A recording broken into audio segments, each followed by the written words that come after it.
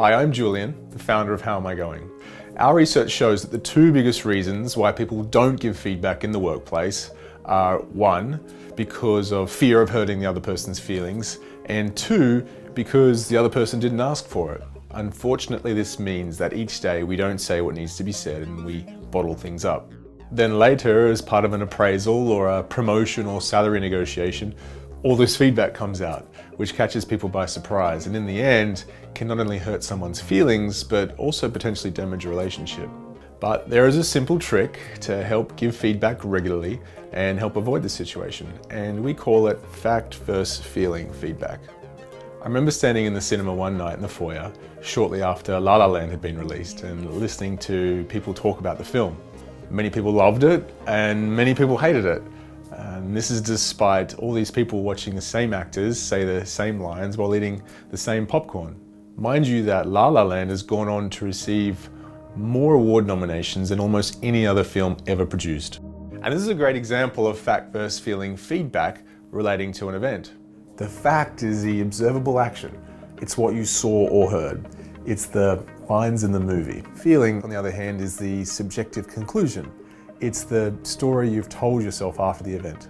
It's your personal interpretation of somebody else's actions. And in many ways, a performance review at work is very similar to a movie review.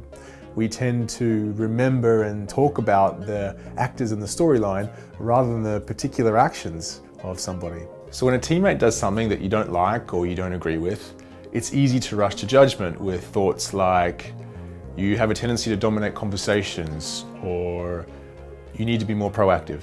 But it's hard to hear this type of feedback because you don't know what the specific event was that's causing this feeling, and therefore it's really hard to know what to do differently next time. A better way to deliver the message would be, fact, you interrupted me twice in that last meeting. And feeling, I didn't take it personally, but I felt like you weren't actively listening to everyone else's input in the conversation. Or more positively, fact, you've given me 2 updates already this week on Project Alpha without me asking for it.